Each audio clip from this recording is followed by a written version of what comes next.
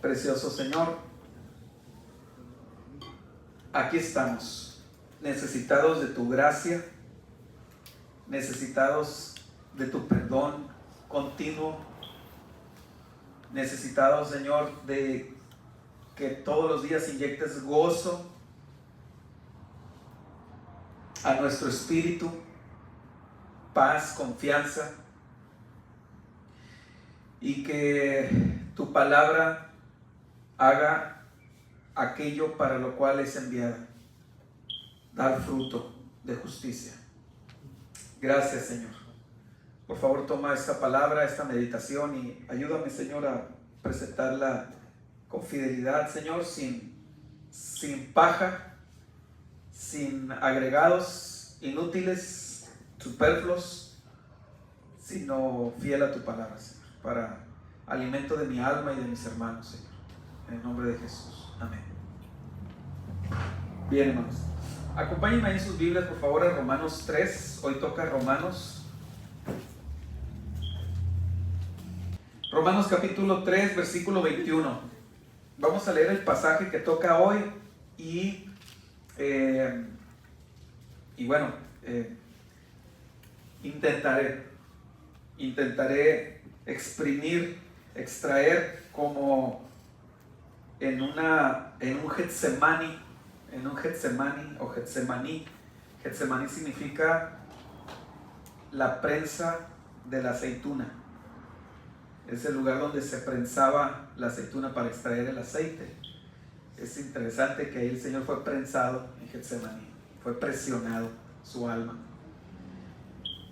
Dice, pero ahora, aparte de la ley, se ha manifestado la justicia de Dios, testificada por la ley y por los profetas.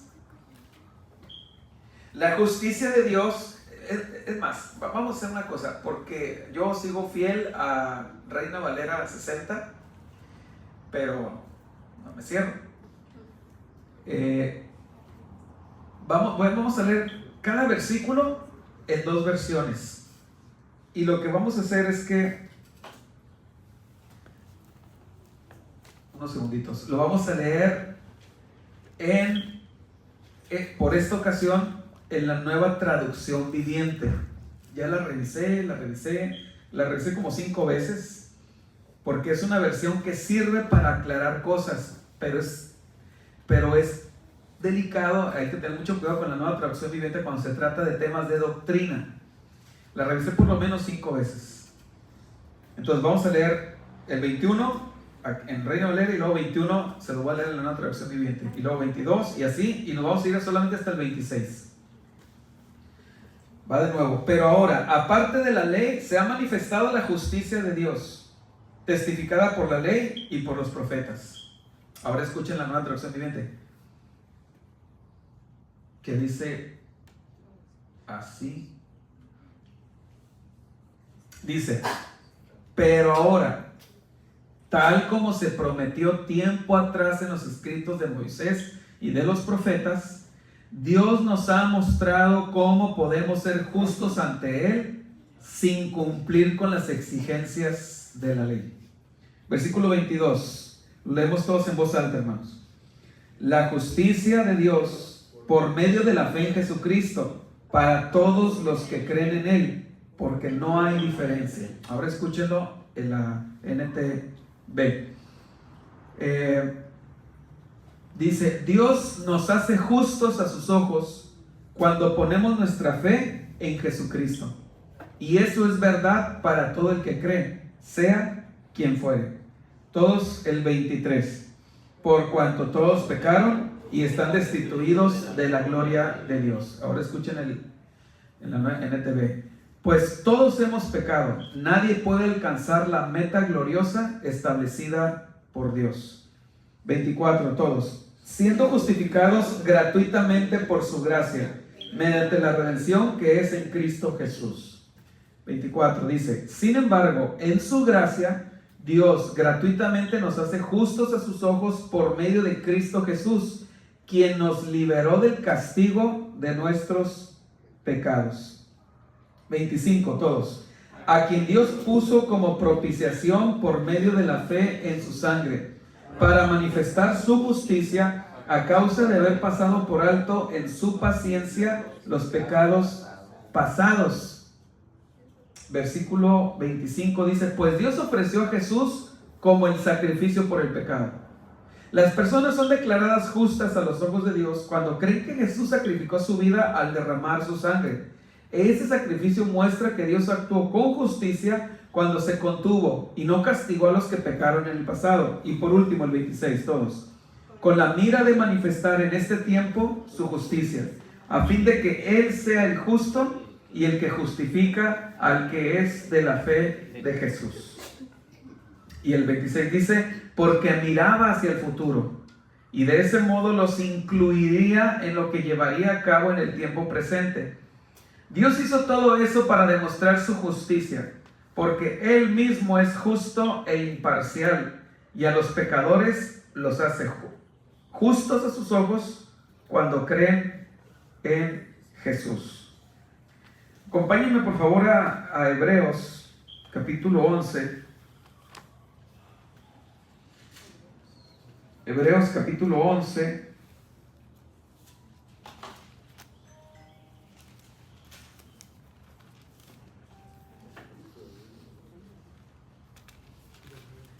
Hebreos capítulo 11, versículo 6. Dice así, hermanos. Hebreos 11, 6. Dice, pero sin fe es imposible agradar a Dios, porque es necesario que el que se acerca a Dios crea que le hay y que es galardonador de los que le buscan. Es galardonador de los que le buscan. Este tema es tan vasto. Dispongo solamente de una hora. Vamos a ver qué logramos en una hora. Regresen conmigo a Romanos 3:21 y dice así. Romanos 3:21. Pero ahora, aparte de la ley, se ha manifestado la justicia de Dios testificada por la ley y por los profetas. Y lo voy a leer otra vez en la Nueva Traducción Viviente. Pero ahora, tal como se prometió tiempo atrás en los escritos de Moisés y de los profetas, Dios nos ha mostrado cómo podemos ser justos ante Él sin cumplir con las exigencias de la ley. Escuchen esto, hermanos. El pero ahora no tiene mucho sentido para nosotros. No más esa frase. El pero ahora tenía más sentido para cuando lo escribió Pablo. Porque el pero ahora hace referencia a lo cercano que estaba cuando Pablo escribe Romanos, lo cercano que estuvo la encarnación de Cristo, a quien Dios puso como propiciación. O sea, imagínense, es como si, por ejemplo,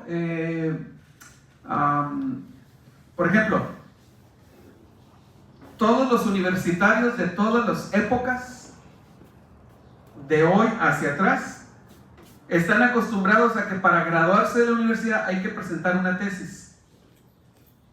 Y bueno, en los últimos años se ha estado debatiendo y se ha estado de alguna forma tratando de anular eso, de que ya no presenten ninguna tesis, simplemente estudiar, terminar con el currículum, la currícula, con todo el plan de estudios, y que ya por default ya tienen su título. Vamos a suponer que se logra. Vamos a suponer que se logró hace un mes, que ya se hizo el cambio, algo que generaciones y generaciones y generaciones de estudiantes universitarios no habían disfrutado, sino que tenían que cumplir con una exigencia. ¿Cuál? La tesis. Entonces, fíjense cómo lo voy a decir ahora. Jóvenes universitarios, pero ahora, ya se vas a graduar, pero ahora ya no es necesario que hagas una tesis.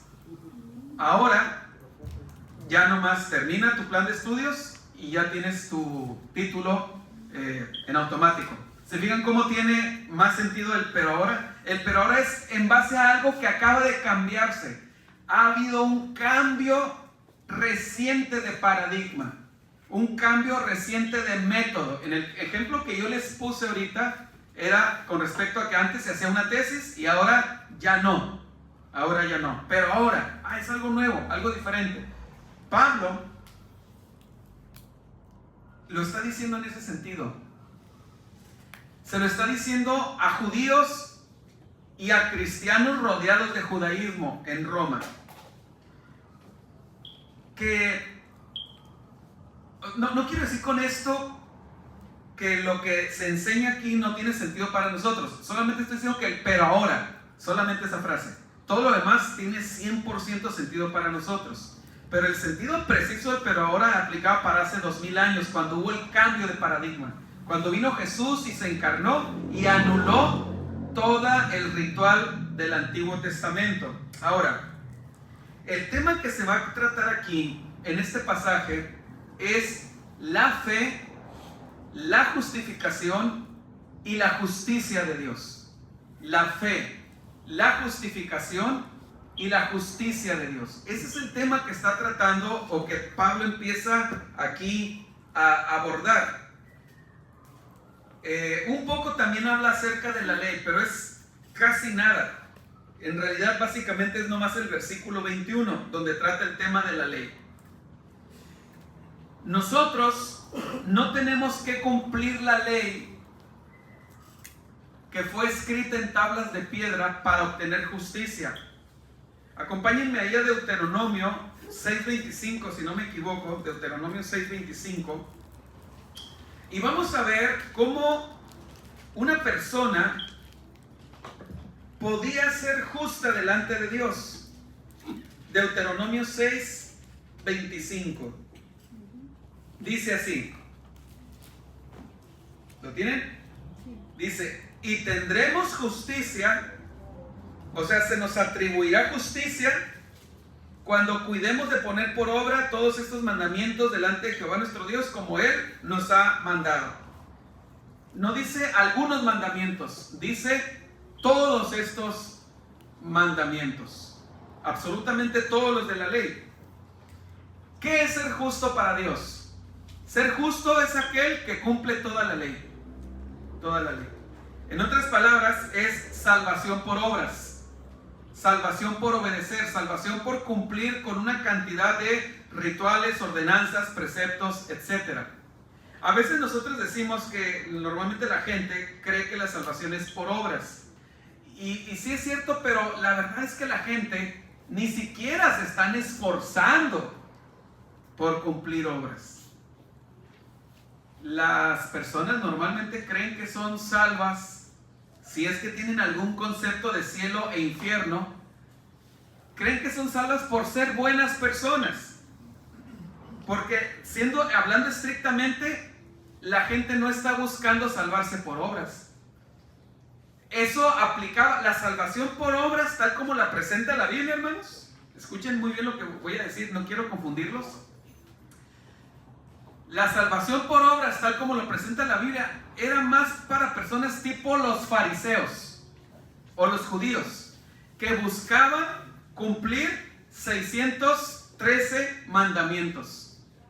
Pero la gente de la calle, como los que van pasando allá ahorita al fondo de la calle, no creo que ellos estén buscando cumplir 613 mandamientos, ni 10 mandamientos. La gente común de a pie, lo que buscan es simplemente que les vaya bien si es que hay un juicio final, porque no fueron tan malas personas. Yo sé que va implicado un poco salvación por obras. Solamente quiero ser preciso en que estrictamente quienes se esforzaban en no fallar en nada de la ley, estrictamente hablando, eran los judíos. Y hasta hoy, 2025, siguen siendo los judíos. Los que quieren cumplir con toda la Torá, con toda la ley, todos los escritos de Moisés. Y las demás personas, los mexicanos, argentinos, chilenos, australianos y todos, ¿verdad? Que no tienen un concepto de Torá, de una ley escrita, pues lo único que quieren es que si hay acaso algún juicio, Dios les tome como bueno sus buenas obras. O sea, sí es salvación por obras, pero estrictamente hablando es para los judíos. Y ya para los demás es como por algunas buenas obras que yo hago. Ahora, ¿para qué Dios dio la ley? He estado hablando un poco acerca de todo eso. Y les voy a dar la lista rápido, solo la voy a leer, ni siquiera la voy a desarrollar.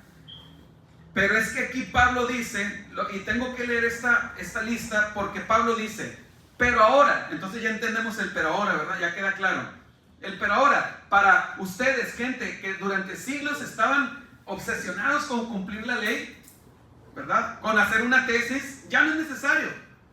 Ahora, Dios, dice Pablo, ha manifestado la forma de salvación. Si tienen el texto ahí frente a ustedes en su Biblia, yo sé que el versículo 21 dice, se ha manifestado la justicia de Dios.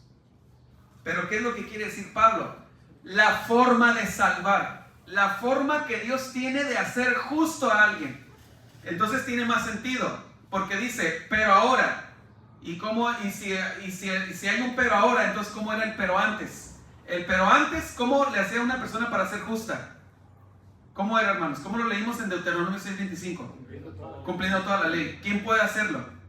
Nadie. Entonces Pablo dice, pero ahora Dios ha dado a conocer su forma de declarar o de hacer justa a una persona aparte de la ley. Ya no es tomando en cuenta la ley, ya no es tratando de cumplir con la ley. Ahora es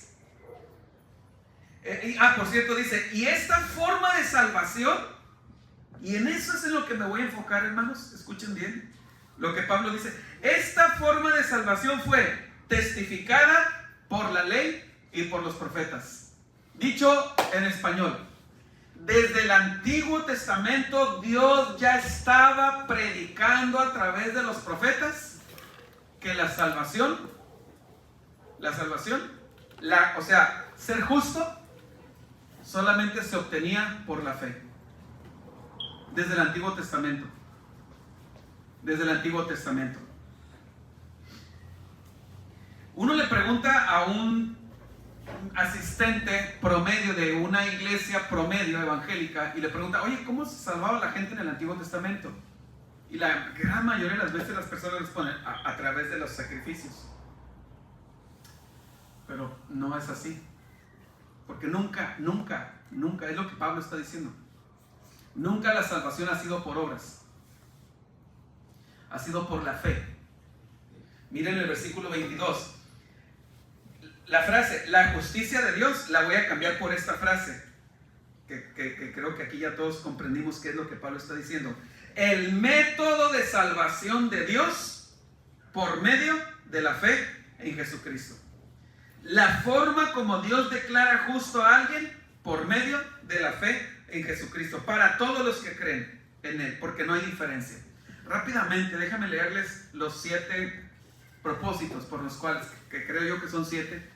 A lo mejor alguien lo puede reducir más o alguien le encuentra otro propósito más, por los cuales Dios dio la ley. Número 1, para mostrar el carácter de Dios. Tal vez lo recordarán. ¿Se acuerdan del ejemplo de tu sobrino que tienes en otra ciudad y luego lo traes para acá y lo sientas y le vas a decir, ¿verdad? No me gusta que hagas esto, si haces esto, aquello no, esto sí, esto no. Le estás mostrando quién eres tú en realidad, ¿verdad? Número 2, mostrar la pecaminosidad del hombre. Pablo dice, yo no sabría lo que es pecado si la ley no me dijera lo que es pecado.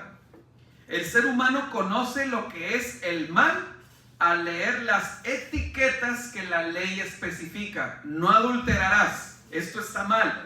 Oh, no sabía, ¿verdad? Diría algún cananeo, algún babilonio, no sabía que eso estaba mal. Dios dice, sí, está mal. Número 3, para Israel cumplió un propósito, el tercero, moldear su carácter para enseñarlos a amar la justicia de Dios, o sea, el estilo de vida recto de Dios. No el estilo de vida de las naciones alrededor, sino el estándar de Dios. Mientras llegaban a la tierra prometida, limpiándolos de los ídolos en su corazón. Número 4, doblegar el orgullo del hombre para que clamara misericordia al ver la gran miseria de su pecado, porque la ley lo que hacía era exponer su pecado. Y entonces él se da cuenta de la gran miseria de su pecado y su incapacidad de cumplir la ley. Soy incapaz de cumplir la ley. Entonces doblegaban el orgullo del ser humano y lo empujaban a pedir misericordia. Número 5, es una expresión de la benignidad de Dios para que el ser humano tuviera una vida buena y abundante. ¿Sí? Las naciones siempre han querido orden y progreso, y las leyes dan orden y progreso. En la bandera de Brasil, que tiene así como una especie de círculo ahí con unas estrellitas, en medio dice orden y progreso. El lema del porfiriato aquí en México era ese, orden y progreso. Y para eso, pues Dios dio la ley. Benito Juárez decía, entre los individuos como entre las naciones, el respeto al derecho ajeno es la paz. Número 6, refreno de la maldad en el mundo en general. Ese es un sexto propósito por el cual Dios dio la ley. Y un séptimo propósito de la ley era Dios al mostrar la ley, está desplegando su poder para salvar. Porque Dios da la ley para los propósitos anteriores, pero si se fijan, en los propósitos anteriores nunca mencioné salvación. Entonces cuando Dios da la ley, eso también sirve como una forma, una catapulta para que Dios diga, aquí está la ley para los anteriores, no para salvarte. Y el ser humano dice, pero quiero salvarme. Y entonces Dios dice, te voy a salvar por pura gracia. Dios anunció, hermanos, que Él iba un día a justificar por gracia a los que creían en Él. Bueno, ahorita no es momento de correr al carro por un plumón que traigo ahí, pero vamos a dibujar aquí en el aire una línea del tiempo. Todos conocemos lo que es una línea del tiempo, ¿va? Antes de Cristo, después de Cristo. Y aquí en medio ponemos el 0, cuando nace el Señor Jesús, nuestro Señor Jesús. Bien, antes del 0, los años antes de la cruz, siglos, milenios, todos los que hayan sido salvos antes de la cruz, algunos, y es lo que quiero explicarles aquí, algunos vieron hacia adelante, se les alcanzó a revelar que un día Dios iba a proveer un Salvador y lo creyeron. Vivieron por fe. Y Dios se los contó por justicia. Ahorita lo voy a desarrollar bien. Solamente estoy introduciendo la idea central. Las personas que tenían fe, vamos a ver en qué, y no es fe en la fe. La fe en la fe no sirve de nada. Hay personas que dicen, es que yo tengo mucha fe y por eso sé que Dios me va, yo tengo mucha fe, pero fe en que, no sé, pero yo tengo mucha fe. Esa fe no sirve. Pero entonces, la gente antes de la cruz, Dios los salvaba por fe. Luego viene Jesús. Dice el escritor a los Hebreos, pero cuando vino el tiempo, Pablo a los Gálatas, pero cuando vino el tiempo, Dios envió a su Hijo, nacido de mujer y nacido bajo la ley. Nacido de mujer y nacido bajo la ley. Entonces, había un tiempo en el que Dios tenía que materializar la fe. Había que materializar esa fe. O más bien, ponerle un fundamento a la fe. Y entonces, después de la cruz, nosotros no somos contemporáneos de Jesús. También volteamos hacia atrás y creemos en alguien que no estamos viendo. Hay una diferencia grande entre los que vivieron antes de la cruz y los que vivimos después de la cruz. Y hay una grande similitud. La similitud es esta: la salvación es por fe. La diferencia es esta: que los que vivimos después de la cruz es fe en Jesús. Es fe en Jesús. Pero los que vivieron antes de la cruz no podemos decir que era fe en Jesús. No se puede decir que era fe en Jesús. A algunos, como el rey David, ¿verdad? Que dice,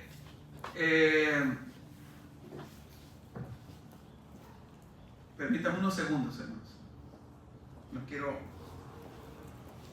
No quiero decir algo aquí que me esté equivocando.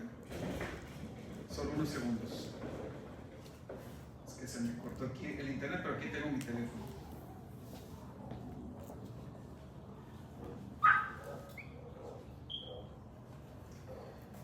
Sabía que me estaba equivocando, no fue el rey David, fue Job. Es que siempre confundo con otra frase de David cuando habla acerca de que no dejarás que no dejarás mi alma en el Seol, ni permitirás que tu santo vea corrupción. Pero Job dice, yo sé que mi Redentor vive y al fin se levantará sobre el polvo. Fíjense lo que decía Job. No, estoy siendo muy filoso aquí teológicamente. Me interesa resolver esto en las mentes de ustedes. La salvación siempre ha sido por fe, antes de la cruz y después de la cruz, pero no podemos decir que antes de la cruz era fe en Jesús, porque para empezar nunca se reveló el nombre Jesús. No se reveló.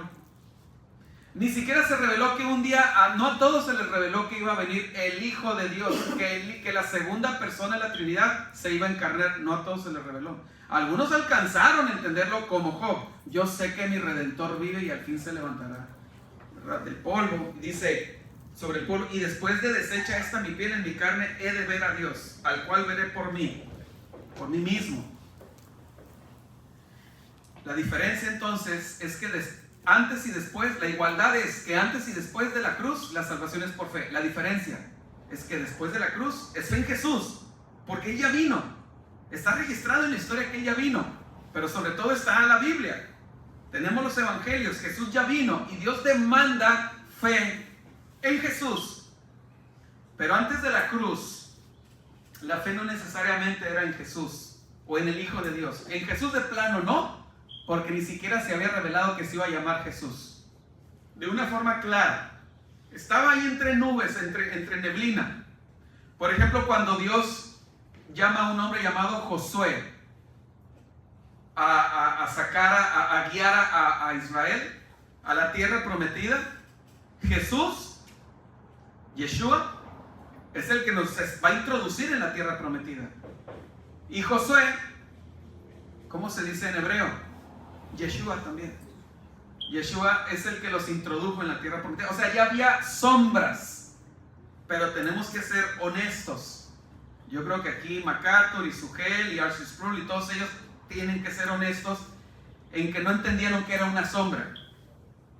O sea, yo no creo que el israelita promedio de a pie cuando vieron a José, es que Dios está diciendo que un día va a haber un hombre que se llama Jesús, que va a morir en la cruz. No era así. No era así. Sí. Ahora déjenme desarrollarlo. Estamos en la misma situación que Abraham. Estamos llamados a creer en el Dios Todopoderoso. Por eso leímos Hebreos 11, que dice, sin fe es imposible agradar a Dios. Es imposible agradar a Dios. Es imposible que Dios le ponga a uno palomita de aceptación. El Salmo 11 creo dice, Jehová es justo y ama la justicia. El hombre justo mirará su rostro. Pero ¿cómo se llega a ser justo? Romanos 5 dice, justificados pues por la fe, tenemos paz para con Dios. Lo que nos hace justos, hermanos, lo que nos hace justos, escuchen esto, no es la fe. Lo que nos hace justos, el fundamento de la justicia no es la fe. La justicia es otorgada por gracia de parte de Dios, pero es por medio de la fe.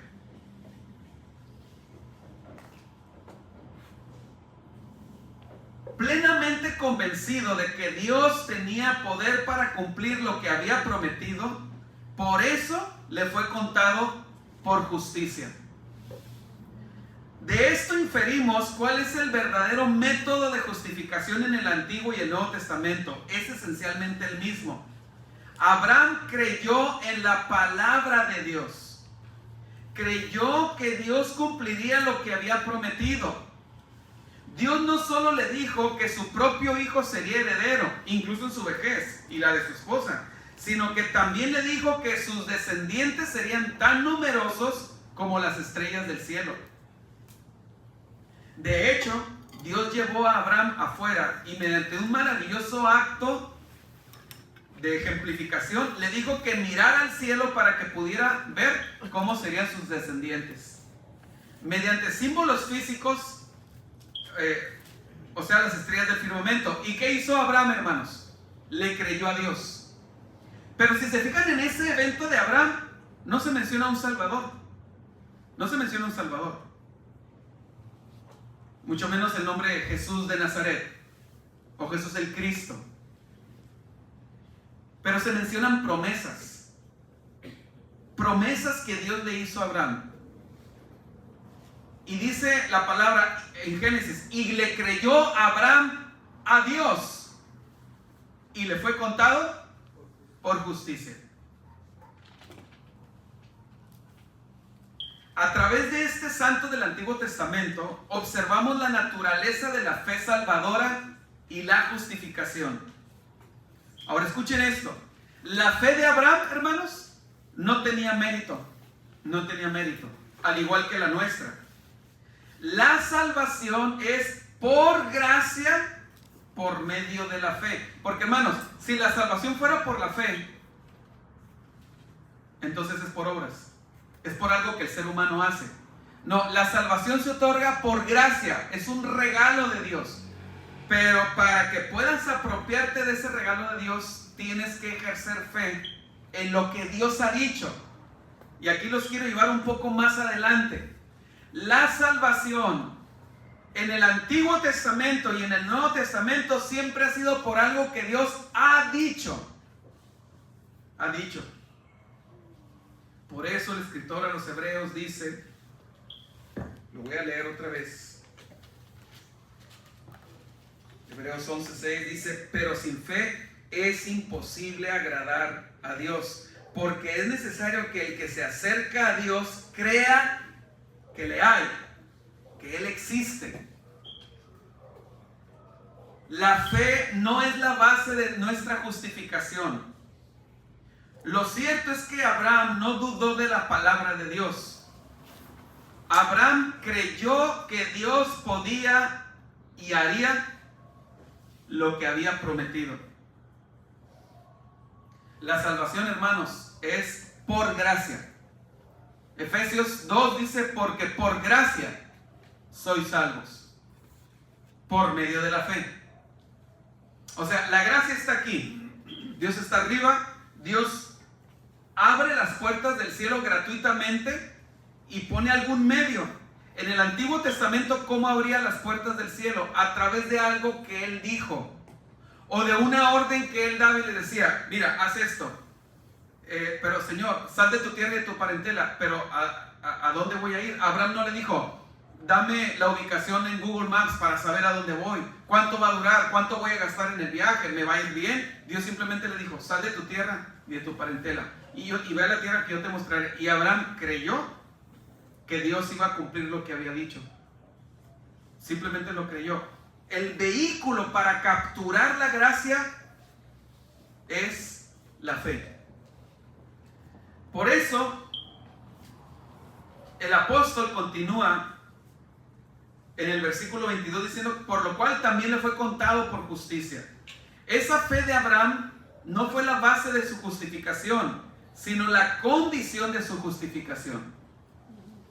La fe, hermanos, no es la base, es la condición. La base es la gracia de Dios. Él creyó y Dios lo aceptó como justo. Así como ahora nosotros creemos y somos aceptados como justos. Acompáñenme de nuevo a Hebreos. Y vamos a ver casos específicos de que Dios decía algo, la gente le creía y le era contado por justicia. Hebreos 11. Nos vamos a mover bastante rápido. Hebreos 11:1. Es pues la fe, la certeza de lo que se espera, la convicción de lo que no se ve. Porque por ella, ¿por cuál ella, hermanos? Por la fe. Alcanzaron buen testimonio los antiguos. Cuando dice buen testimonio, lo que quiere decir es que Dios habló bien de ellos. Ahora piensa en esto. ¿Qué cosa nos interesaría que Dios hablara bien de nosotros? ¿Qué sería lo más trascendente? Vamos a suponer que alguien te dice, que viene un ángel y te dice, Dios quiere hablar algo bien de ti. ¿Qué sería lo más importante que quisiéramos que Dios hablara bien de nosotros? No sé, soy pintor, que Dios dijera, oh, tus cuadros son muy buenos. Eres cocinero, oye, eres el mejor chef de aquí de todo Tijuana, o algo así. ¿Eso sería lo trascendente? No. Que soy pintor o chef o mecánico o astronauta o lo que sea. No. ¿Qué es lo que todos queremos? Agradar a Dios, ¿no es así? Que Dios se agrade de nosotros. Sin fe es imposible agradar a Dios. Es lo más importante. Y lo que más le agrada a Dios, es que le creamos a Él. Que le creamos a Él. Por eso el primer mandamiento y el segundo es, no tendrás otro Dios delante de mí. No te harás imagen ni ninguna semejanza. No quiere que le agrademos a otros dioses en nuestra mente, sino a Él. Dice, porque yo soy Dios celoso. Soy celoso. Él quiere que solo le agrademos a Él. La vida cristiana, si hiciéramos una lista, en el top 3 de la lista, se encuentra fe, pero acuérdense, no es fe en la fe. Ay, que soy una persona de fe. ¿En qué tienes fe? Yo siempre creo que sí, pero ¿cuál es tu base para que la fe opere? Para que la fe opere. Vamos a suponer, por ejemplo, que yo tengo ahorrados $50,000 en el banco. Y por algún motivo tengo que huir de México y tengo que irme a vivir a Rusia, donde no conozco a nadie, no tengo conexiones sociales, nada, pero necesito sostenerme los próximos 2 años en Rusia. Entonces yo les digo, yo tengo fe que no me voy a morir de hambre, pero ¿en qué está sustentada mi fe? En que tengo $50,000 en el banco. En la convicción de que los tienes. En la convicción de que los tengo, ahí están en el banco. Sí. Pero si no tuviera los $50,000 en el banco, mi fe no sirve de nada. Seguimos rápidamente en Hebreos. Por ejemplo, versículo 4. Por la fe, Abel ofreció a Dios más excelente sacrificio que Caín, por lo cual alcanzó testimonio de que era justo. Miren el versículo 20, el 2, otra vez. Porque por ella, por la fe, alcanzaron buen testimonio los antiguos. Entonces, ¿cuál es el testimonio? ¿Qué es lo que, si Dios fuera a decir algo de nosotros, qué es lo más trascendente que quisiéramos que Dios dijera de nosotros? ¿Vale? Bien, buen siervo fiel. Bien, buen siervo. Aprobado. Doy testimonio. Dios, doy testimonio de que Él es aprobado. Y los ángeles preguntan, Señor, ¿por qué es aprobado? Porque me creyó. Porque cuando no se le cree a Dios, automáticamente a Dios se le está diciendo en su cara algo. ¿Qué se le está diciendo a Dios? Que es un mentiroso. Un mentiroso. Entonces, fíjense bien. Vamos a escarbar el versículo 4. Algo que quizá nunca han pensado ustedes, ni yo. Por la fe, Abel ofreció a Dios más excelente sacrificio que Caín. ¿Por la fe en qué? En algo que Dios le dijo a Abel. Pero Caín llevó de lo mejor también de las verduras y las legumbres. Sí, pero no le creyó a Dios. Él hizo su propia religión. Él quiso hacer las cosas a su manera. Y Dios le dijo, para yo agradarme, sacrifiquen un cordero. Y Abel dijo, te creo. Lo voy a hacer así como tú dices, te creo. Entonces ofreció un cordero. Caín no le creyó a Dios. Sí. Por la fe, Enoc fue traspuesto para no ver muerte. Aquí no se nos dice ¿en qué cosa creyó Enoc? ¿En qué declaración específica creyó Enoc? Pero es un hecho que le creyó a Dios. Versículo 7. Este está bastante claro, el versículo 7. Por la fe, Noé, cuando fue advertido por Dios acerca de cosas que aún no se veían. ¿Cuáles cosas, hermanos? El diluvio. Nunca había llovido. Pero Dios le dice, va a caer agua del cielo. Es como si ahorita Dios viniera y nos dijera, córranle de aquí de donde están aquí en este lugar, la palapa, porque ahorita en 10 minutos va a caer la Estación Espacial Internacional. Y nosotros no le creemos, porque como nunca ha caído, ¿verdad? Dicen, pues no puede ser. Y pues resulta que sí es cierto lo que Dios dice, si nos cae, ¿verdad? Pues nos mata. Algo así más o menos. Dios le dice a la gente, en un mundo donde nunca había llovido, oiga, va a llover, va a caer agua del cielo. No, para nosotros es común, ¿verdad? Pero traten de entender, gente que nunca había visto caer agua del cielo. Es como si ahorita nos dijeran, va a caer, como la película, ¿no? Hamburguesas, ¿verdad? Lluvia de hamburguesas. Decimos, no puede ser, y caen hamburguesas, ¿no? Así de loco, así de irreal, así lo tomaríamos, que alguien dijera, va a caer hamburguesas. Bueno, Dios le dice a la gente, va a caer agua. Y la gente, no es cierto eso. Pero ¿qué hizo Noé? Le creyó. Entonces, ¿en qué creyó? ¿En el Salvador Jesucristo, Jesús de Nazaret que nació en Belén? No, en algo que Dios dijo. En una revelación, algo que Dios reveló. Así es. En algo que Dios reveló. Por la fe Noé, cuando fue advertido acerca de cosas que aún no se veían, con temor, porque no quería morirse, preparó el arca en que su casa se salvase. Por la fe Abraham, versículo 8, bueno, esa parte ya la leímos. Por ejemplo, el 11, por la fe, también la misma Sara, siendo estéril, recibió fuerza para concebir y dio a luz aún fuera del tiempo de la edad. Porque creyó que era fiel quien lo había prometido. O sea, Dios le había dicho, vas a tener un hijo. Y Sara, al principio no creyó, después creyó. Te creo.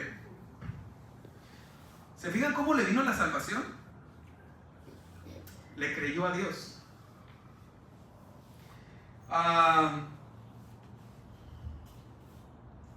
Versículo 18. Versículo 17. Por la fe Abraham, cuando fue probado, ofreció a Isaac. Y el que había recibido las promesas ofrecía a su unigénito, habiéndosele dicho, en Isaac te será llamada descendencia. Noten que dice que Abraham ofreció a su unigénito. ¿Pero por qué dice unigénito? Si ya había tenido a Ismael. Porque aquí es unigénito en cuanto a la línea de la promesa, de por quién le iba a venir la descendencia. Como heredero de la promesa, Isaac era el unigénito de Abraham. A ver, déjenme explicar lo que está diciendo aquí Hebreos. Un día Dios le dice a Abraham, le dice, en Isaac voy a crear de ti una gran nación. Pero después Dios le dice, mata a Isaac. ¿Y qué hizo Abraham? Creyó que Dios iba a cumplir lo primero que había dicho. Y fíjense lo que dice a continuación.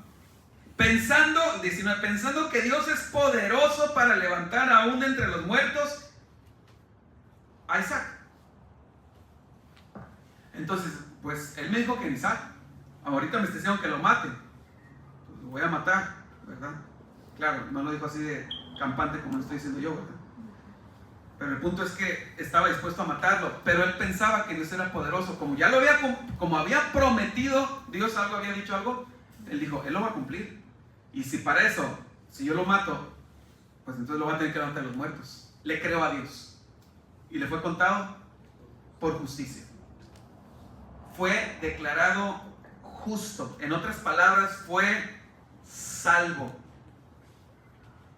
Él creyó y Dios lo aceptó como justo, así como ahora nosotros creemos y somos aceptados como justos, no a causa de ningún mérito en nuestra fe, sino simplemente sobre la base de la justicia de Cristo, la cual se nos imputa cuando creemos. Es decir, se nos da la justicia de Cristo siempre que estemos dispuestos a recibirla y descansar en ella. Hermanos, ¿cómo somos salvos ahora? Por fe. ¿Pero en qué? En algo que Dios ha dicho. Y Él ha dicho: este es mi Hijo amado, en el cual tengo complacencia. Escúchenlo a Él. Escúchenlo a Él. ¿Y qué dice Jesús? ¿Qué es lo que tenemos que escuchar de Jesús? Pues todo, pero específicamente cuando Él dice: yo soy el camino, la verdad, la vida. Nadie viene al Padre si no es a través de mí. Si nosotros creemos lo que Dios ha dicho acerca de Jesús, entonces somos salvos. La salvación siempre es por fe. La pregunta, hermanos, más personal, tal vez la más dolida, la más urgente, la más ansiada por respuesta es esta. En toda la historia de la humanidad, no hay otra pregunta más que el ser humano más desea respuesta, de la cual el ser humano más desea respuesta. Esta es la pregunta. La dice Job, en Job 25. ¿Cómo, pues, se justificará el hombre para con Dios? ¿Cómo? La pregunta no es, me iré a morir de cáncer en los próximos 20 años, ¿verdad? Porque hay un salmo que dice: tu misericordia es mejor que la vida. La misericordia de Dios es mejor que la vida. O sea, ¿de qué te serviría a ti que vivas 90 años, 95, 100 años, con una vida más o menos ahí llevadera, hablando en términos de fortaleza física, si al final te condenas por toda la eternidad? Hay personas que creen que porque ya rebasan los 90, 95 años es una muestra del favor de Dios, lo cual en cierto sentido sí es cierto, pero es el favor de Dios con sus criaturas. En general es la gracia general, pero eso no significa que han recibido buen testimonio de Dios. Sí, no significa eso. Entonces la pregunta más filosa, más dolida, más urgente, más ansiada, cuya respuesta es más ansiada, es: ¿cómo puedo hacerle para que Dios me abra las puertas del cielo? O sea, ¿cómo puedo yo estar en el estándar de Dios? ¿Y cuál es el estándar? Jesús dijo en el Sermón del Monte: sed pues vosotros perfectos, como vuestro Padre Celestial es perfecto. ¿Sí? Jehová es justo y ama la justicia, el hombre justo mirará su rostro. Y Job continúa diciendo: ¿y cómo será limpio el que nace de mujer? O sea, el ser humano. Abraham, entonces, hermanos, se convierte para nosotros en una persona representativa. Él nos representa a nosotros. Él es el padre de la fe. Él es el arquetipo de la fe, del hombre de fe. Lo que es cierto de él en este caso es cierto de cualquier ser humano en cualquier momento. Los seres humanos siempre son justificados por pura gracia mediante la fe en un Mesías. Ahora, ¿quién era el Mesías del Antiguo Testamento? Era Dios mismo. Era Dios mismo. ¿Sí? ¿Cómo se llama Dios en el Antiguo Testamento? Yahweh. ¿Y qué significa Yahweh? Significa la salvación, las salvaciones de Jehová. Eso significa. La fe en la palabra de Dios es la clave. Por eso el apóstol Pablo continúa diciendo que las palabras se le contó no fueron solo escritas para él, sino para quienes creemos. Específicamente es para quienes creemos en él, quien resucitó a Jesús nuestro Señor de entre los muertos, fue entregado a la muerte por nuestros pecados y resucitado para nuestra justificación. Acompáñenme por favor a Romanos 4.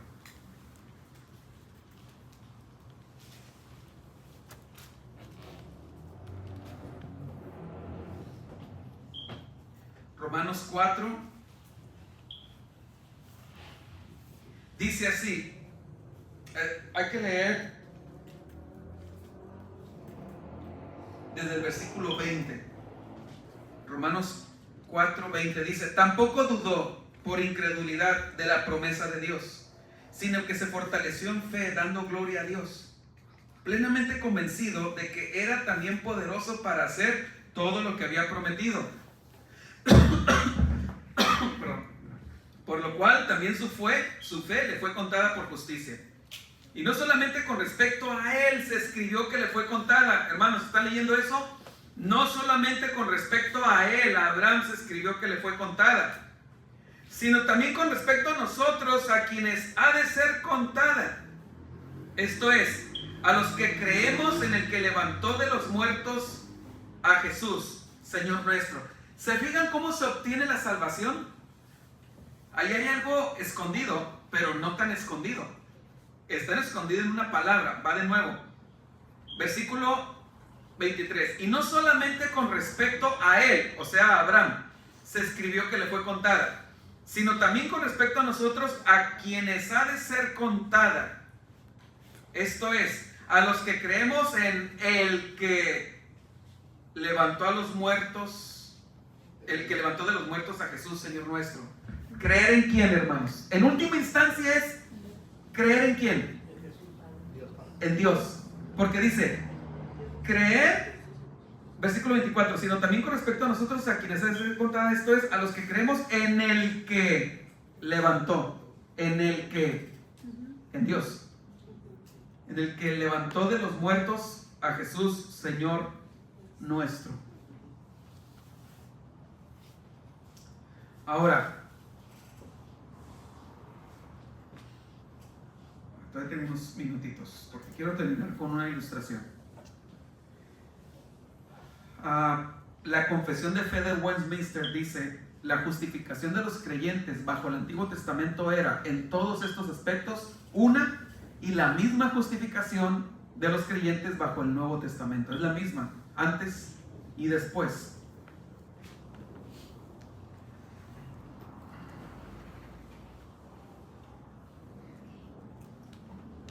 ¿Saben ustedes que también el Antiguo Testamento hablaba de la justificación? Hasta ahorita estaba hablando de la fe, pero ahora quiero enfocarme en la justificación. Y quiero... no alcanzar el tiempo, vamos a tener que dejarlo para después completarlo, pero ¿saben ustedes que el Antiguo Testamento menciona bastante la justificación? Hay una perspectiva teológica que argumenta que la justificación no es una doctrina importante en el Antiguo Testamento. O sea, hay quienes dicen que no.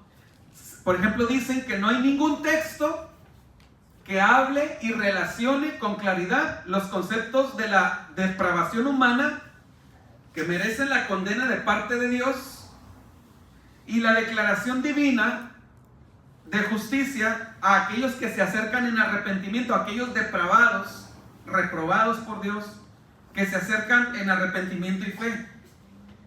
Y que posteriormente hay una santificación que fluye de esa nueva relación con Dios. Sin embargo, se puede argumentar, hermanos, que no solo aparecen doctrinas conectadas de la justificación en el Antiguo Testamento, sino que la justificación forma parte de la misma esencia del Antiguo Testamento de principio a fin. Vamos a ver así rápidamente algo de la justificación en el Antiguo Testamento. Pensemos brevemente en la gran historia del Antiguo Testamento, hermanos. Aunque Dios creó a la humanidad a su imagen, los humanos rechazaron a Dios y fueron destituidos de su gloria. El Antiguo Testamento no da la impresión, esto es bien importante, el Antiguo Testamento no da la impresión de que algunos son injustos y necesitan la salvación, mientras que otros son justos y aparentemente pueden salvarse a sí mismos. En cambio, deja bien claro que todos somos pecadores en rebelión contra Dios.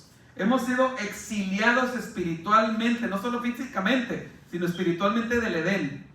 Y la justicia de Dios, que estaba representada por esos querubines, hace imposible nuestro regreso a su presencia. Ya desde aquí, desde el huerto del Edén, ya vemos que Dios es justo, pone una barrera y echa fuera al pecador. Conocemos todos la historia del huerto del Edén. Adán y Eva pecan, son lanzados y Dios pone una espada de fuego que está girando a gran velocidad, me imagino, por todos lados, como si fuera una cerca de electricidad de alta tensión para que no puedan regresar a Dios. ¿Sí? Como no podemos vivir a la altura de la norma justa de Dios y reconciliarnos con Él, es necesario que Dios mismo perdone a los humanos e inicie una relación con ellos. Esto es clave. Nuestro hermano Víctor ha estado hablando acerca de esto, de la depravación del ser humano. Hermanos, el ser humano no tiene ganas de agradar a Dios. Cuando el ser humano quiere hacer obras buenas, en el fondo, en últimas, es para su beneficio. Si acaso Dios está ahí en su pensamiento, no es porque quiero agradar a Dios, sino es para que no me vaya mal a mí cuando Dios me juzgue. ¿Ves la diferencia? El ser humano no tiene ganas de agradar a Dios. La gente no está haciendo fila para entrar a las iglesias. La gente, nosotros, aún como hijos de Dios, no hervimos de pasión permanente, estable por agradar a Dios. No estamos imbuidos ahí, inmersos en las escrituras todos los días, cada vez que tenemos un espacio, o orando o buscando santificarnos. Estamos profunda y radicalmente dañados por el pecado, afectados por el pecado. Por eso es necesario que Dios mismo perdone a los humanos e inicie una relación con ellos.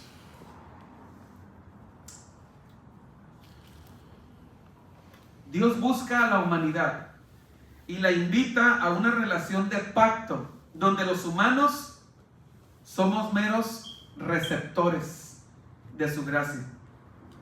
Por lo tanto, la salvación es el esfuerzo de una sola persona. Por eso se dice que la salvación es monergística. Dios hace la obra, es decir, perdona y redime unilateralmente. A lo largo del Antiguo Testamento, Dios perdona misericordiosamente a pecadores y establece su compromiso con ellos en sus pactos. Es por esto que podemos decir que al observar la gran historia de la Biblia, la justificación es una clave central para comprender el Antiguo Testamento de principio a fin. Me estoy brincando aquí varios párrafos, hermanos.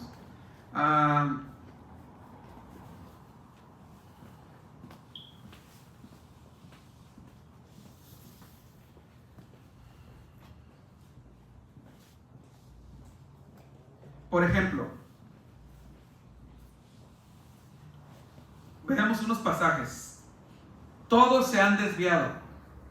Todos de la misma forma se han corrompido. No hay quien haga el bien, no hay ni siquiera uno. Salmo 14:3. En el Salmo 133, el salmista dice: Señor, si tuvieras en cuenta las iniquidades, ¿quién, oh Señor, podrá permanecer en pie delante de ti?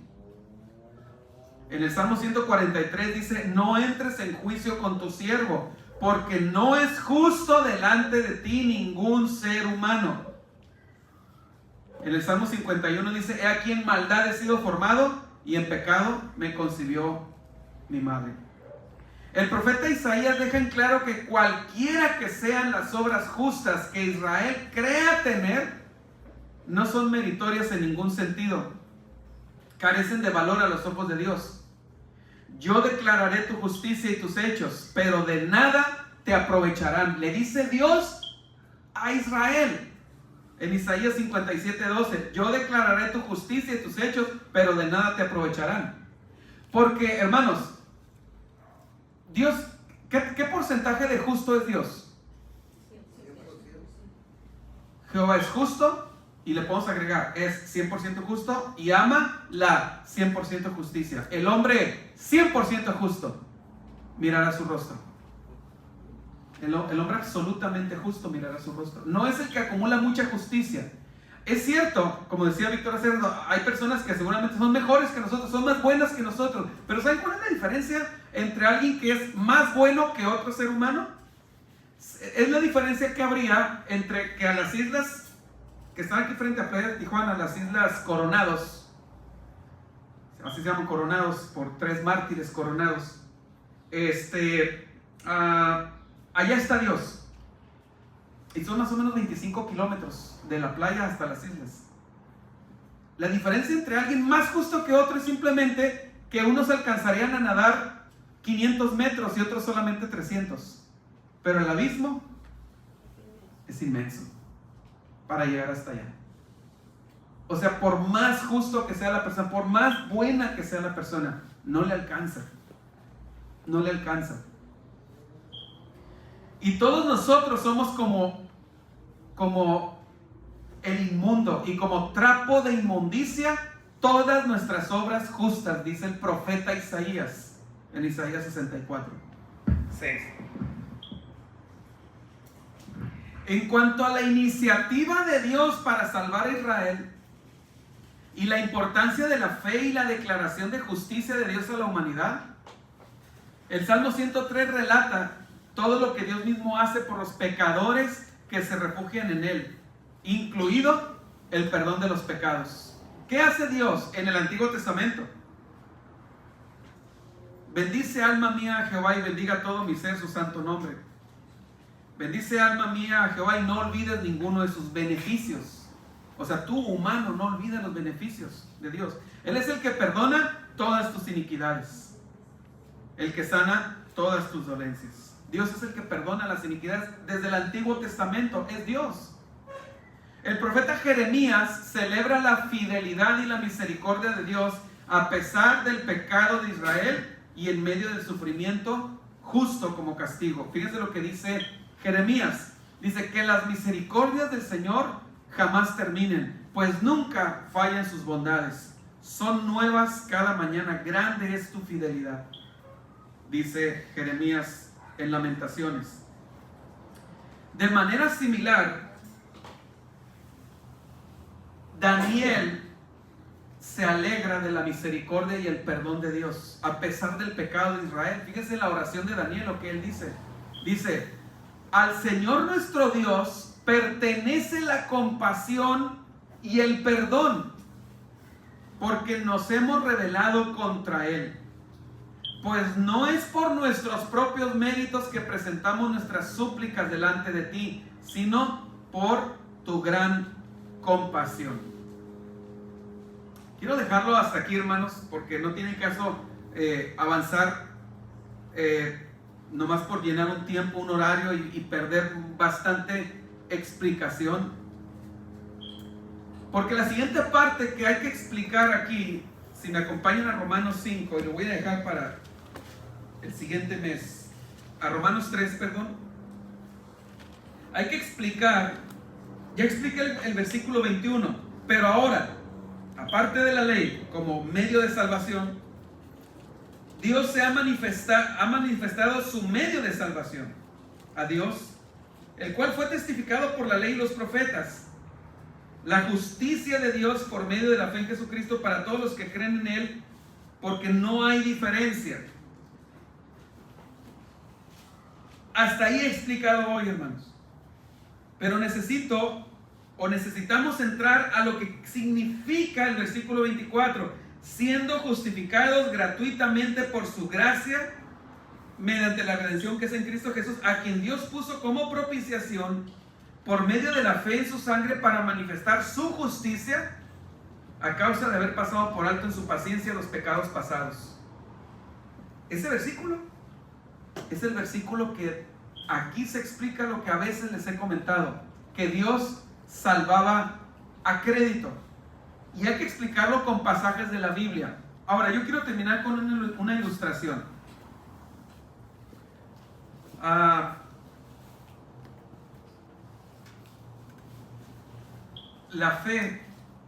salvación es por gracia. Nos apropiamos de esa gracia por medio de la fe, que también es un regalo de Dios. La fe, hay que decirlo, es un regalo de Dios, pero en algo que Dios ha dicho, y es: honren al Hijo, obedezcan al Hijo, ríndanse ante el Hijo. Una persona puede decir que tiene mucha fe y aún así perderse. Y es una ilustración que ya expliqué aquí alguna vez y la quiero volver a decir porque sé que algunos no estaban en aquella ocasión.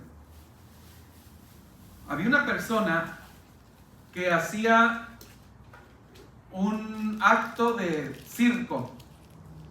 Se subía a una cuerda de esas de acero, anclada en dos extremos sobre un acantilado. Y la persona se anunció en los pueblos alrededor para que la gente lo fuera a ver.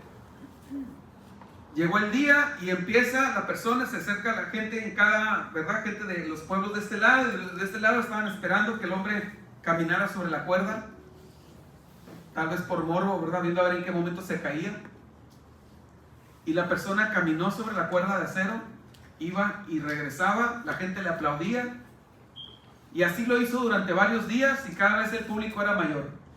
Al final, este hombre dice, tal día es mi cierre de temporada de espectáculos, ¿verdad? De show.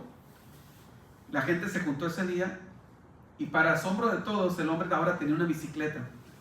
Se sube a la bicicleta, había multitudes en cada extremo y sobre la bicicleta empieza a transitar por la cuerda de acero de ida y de regreso.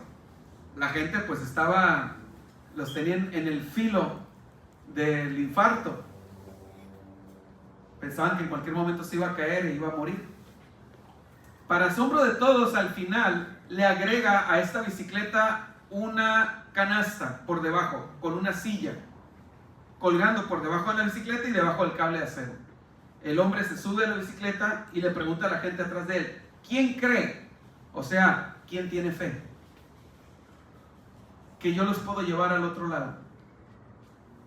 Había una persona ahí, ¿verdad? En tu mente piensa si era un hombre o una mujer, como tú gustes.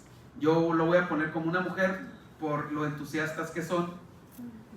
Y entonces había una mujer que estaba ahí desde el primer día y le decía a la gente, volteaba esta persona, esta dama, volteaba con la gente y le decía al que estaba atrás de él.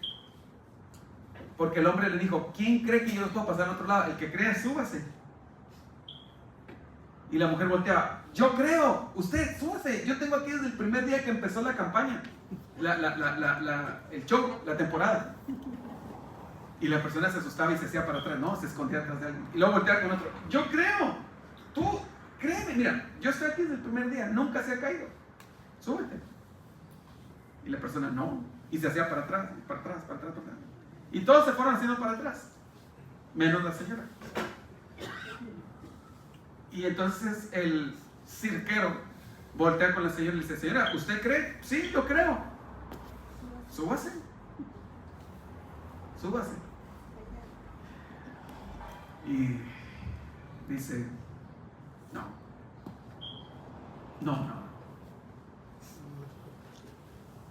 no me atrevo.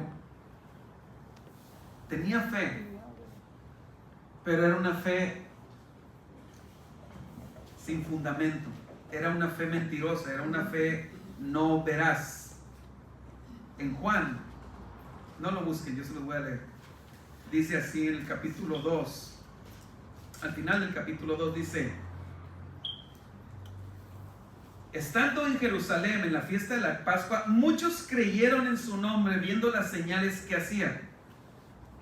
Pero Jesús mismo no se fiaba de ellos porque conocía a todos y no tenía necesidad de que nadie le diese testimonio del hombre, pues él sabía lo que había en el hombre. El apóstol Pablo le dice a los corintios, en la segunda carta a los corintios, en Corintios, segunda de los Corintios,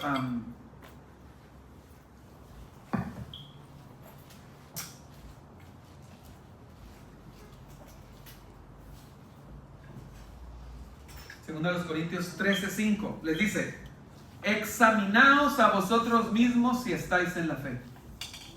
Se lo está diciendo a personas que iban a la iglesia. Qué tragedia es, qué tragedia pudiera ser que has estado escuchando la advertencia, la palabra de Dios, la palabra de Dios, la palabra de Dios. Y estás emocionado porque pues es bonito venir a la iglesia y participar del compañerismo y luego Dios te sana Y dices, qué bueno es Dios, y a veces algún hermano te da alguna ayuda económica, o oran por ti, o te visitan, o te hacen parte de una amistad, o ves la mano de Dios en un accidente y dices, ay, Dios me libró, y esto y lo otro, ¿verdad? Qué bueno es Dios, pero nunca tuviste una fe real. Probada. Una fe, ¿man? Probada. Una fe probada. Así como el prestidigitador, así como el cirquero le decía, súbase, y si la señora se subía o el hombre se subía, ¿qué tenía que hacer? Confiar y someterse. Es que ese es un malentendido, porque en las iglesias se predica, ¿quién quiere aceptar a Jesús como su Señor y Salvador? O como su Salvador. Y si dicen Señor y Salvador, en realidad el énfasis es Salvador, pero no Señor. No, Señor. La palabra Señor, la salvación viene por confiar. Dios dice, este es mi hijo, lo he enviado para tu salvación. Cree lo que yo estoy diciendo que Él puede hacer. Él puede salvarte. Yo te regalo la salvación, te envío a mi hijo porque de tal manera he amado al mundo que he enviado a mi hijo para que todo aquel que en él cree. ¿Quién cree? Yo creo. Ok. Nomás que hay un detalle, que él no solamente es Señor, es Salvador, también es Señor. Y Señor, en latín se dice Domini, el que te domina, el que te controla, el que te dirige. Tú te sometes a su dominio, a su señorío. Como dijo por ahí algún predicador, la salvación es gratis, pero te va a costar todo. La salvación es gratis, de veras, es gratis. Dios la regaló, Dios regaló a su hijo. Él es el Salvador. Pero ¿qué te va a costar? Renuncia a ti, ¿verdad? El que quiera venir en pos de mí, apartizomai, en griego, niéguese a sí mismo, o sea, no te juntes contigo mismo. Si esa señora se subía a la canasta, ¿qué podía hacer ella? Doblegarse, es más, ni moverse. Dejar que Él lo hiciera todo y confiar en Él. Amén, hermanos. La pregunta hoy es, ¿tienes fe en lo que Dios ha dicho? Uno de los resultados de la fe es una gran paz y un gran gozo. Es uno de los hijos de la fe, paz y gozo. No estoy hablando de que no vas a andar estresado a veces en la vida. No, estamos hablando de lo verdaderamente trascendente, de lo verdaderamente importante. Y aún para las cosas aquí podemos confiar, porque junto con la salvación viene el paquete de pertenecer a la familia de la fe, que son las promesas de Dios para nuestro día a día. ¿Quién cree? Es la pregunta. ¿Quién tiene esa fe? Pidámosle al Señor que podamos evaluarnos sinceramente, y que alcancemos buen testimonio de Dios, porque hemos creído verdaderamente en Él. Vamos a orar, hermanos.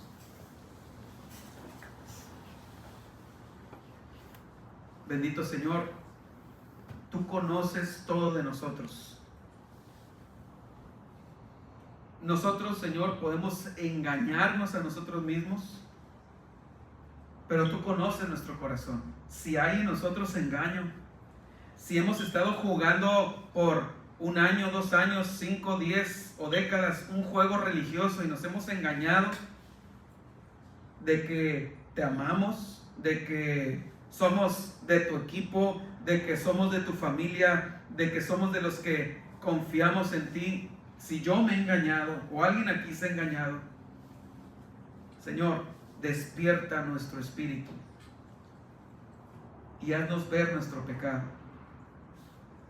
y que creamos que tu Hijo es la provisión que tú has enviado para nuestra salvación, y que creamos en ese gran regalo de salvación y descansemos en Él.